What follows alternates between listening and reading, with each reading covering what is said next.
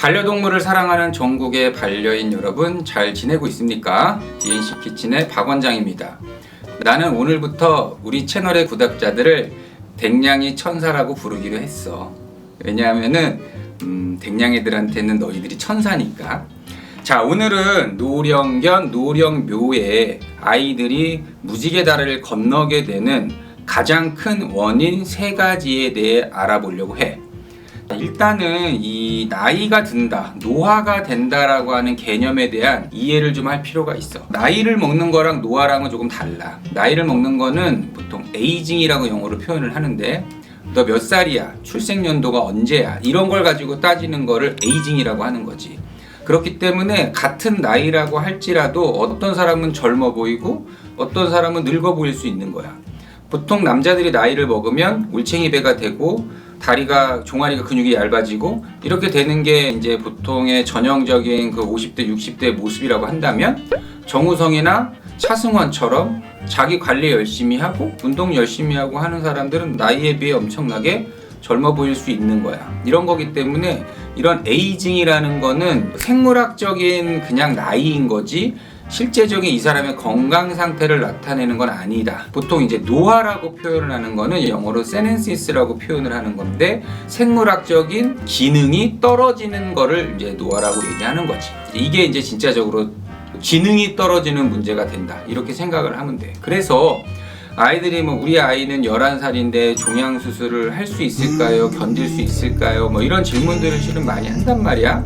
중요한 건 11살이라는 게 중요한 게 아니고, 이 친구의 노화 상태가 어느 정도 되어 있느냐를 아는 게 중요한 거야. 그래서 그런 거에 대한 기본적인 검사를 먼저 하고, 그 다음에 이 아이가 이러한 치료를 감당할 수 있는 수준의 몸 상태가 되는지, 그거를 이제 노화 정도를 판단한다, 이렇게 생각을 하면 될 것 같아. 나 같은 경우만 해도 예전에는 엄청 운동을 되게 좋아한다, 그리고 운동을 되게 잘한다라고 느꼈는데, 어느 날은 이렇게 걸어가는데 갑자기 누가 뒤에서 내 종아리를 딱 몽둥이로 때려친 것 같은 느낌이 드는 거야. 딱 하는 소리가 나서. 그래서 이렇게 뒤를 쳐다봤어. 근데 아무도 없더라고. 근데 걷지를 못하는 거야. 그래서 병원을 갔지. 그랬더니 종아리 근육이 끊어졌대. 그래서 왜 끊어졌어요? 그랬더니 나이 먹어서 그렇다더라고. 이런 게 노화야. 슬프다.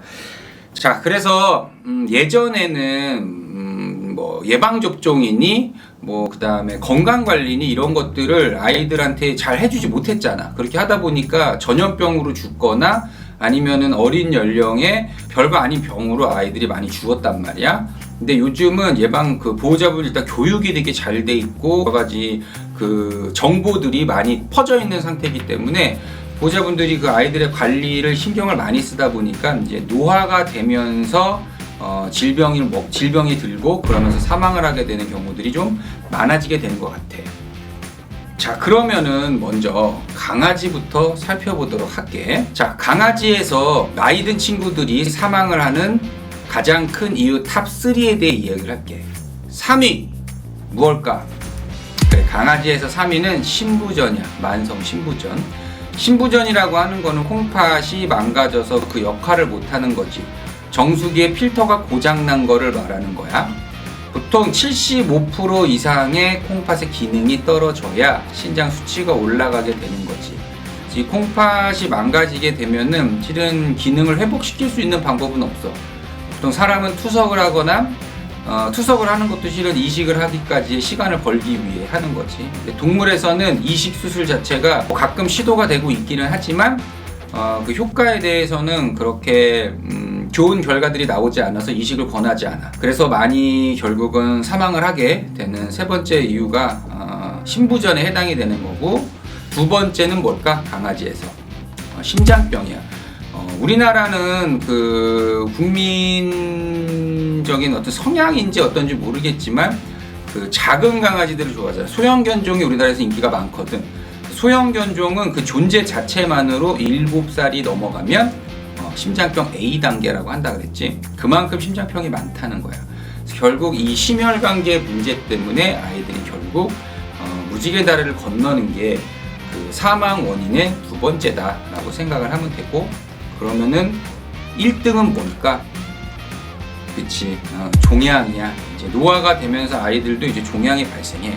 뭐 림프종도 그렇고 뇌종양도 그렇고 뭐 간종양도 그렇고 비장종양도 그렇고 실은 뭐 다양한 종류의 이런 그 종양들에 의해서 우리 친구들이 사망을 하게 되는 것 같지. 내가 이 종양과 관련된 그 영양 관리랑 영양제에 대해서는 그 리뷰를 해놓은 컨텐츠가 있으니까 그거를 한번 보도록 해. 자, 그러면은 이번에는 고양이는 어떨까? 고양이에 대해 알아보도록 하자. 고양이의 사망 원인 탑 3야. 세 번째는 강아지랑은 조금 다르게 전염병이야. 어린 고양이들, 그 다음에 노묘에서 애들이 잘못되거나 사망하게 되는 원인 중에 하나가 이제 전염성 복막염이라고 하는 게 있는데, 뭐 꼭 전염성 복막염뿐만이 아니고 다른 전염병들도 이제 고양이들이 나이를 먹으면은 이제 면역력이 떨어지고 이렇게 되면서 잠재되어 있던 그 바이러스들이 다시 활동을 하게 되면서 이러한 것들이 문제를 일으켜서 전염병으로 인해 사망을 하게 되는 게 고양이 사망 원인의 3등이라고 생각을 하면 될 것 같고, 2등은 종양이야. 고양이에서도 고양이에서의 종양도 사망 원인이지. 그리고 고양이의 종양은 강아지보다 엄밀히 따지면은 치료하는 게 조금 더 어려워. 고양이 유선 종양은 대부분 악성 종양이지. 근데 또 반면 고양이 비만 세포종은 또 대부분 양성이기도 해.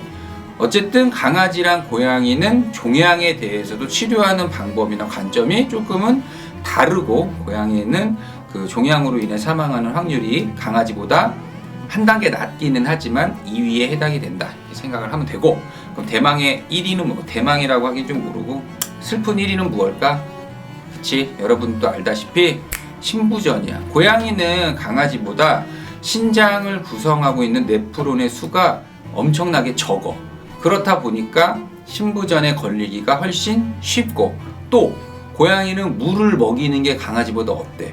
어렵거든. 신부전의 관리에 있어서 적절한 수분 섭취와 항상 수화 상태를 유지시키는 거는 신장을 보호하는 데 있어서 되게 중요한 건데, 고양이들은 그런 걸 잘 못해. 그 다음에 고양이는 육식 동물이기 때문에 고기를 좋아하잖아. 그렇다 보니까 단백질 소비량도 많고 이렇게 되니까 신장이 망가지는 경우들이 많다. 그래서 고양이의 사망 원인 1등은 신부전이야.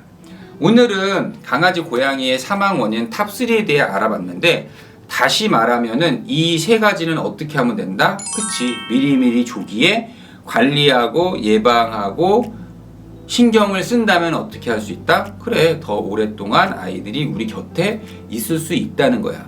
우리 채널의 댕냥이 천사들은 이러한 것들을 꼭 숙지하고 우리 아이들과 오랫동안 행복하게 지내기를 바래.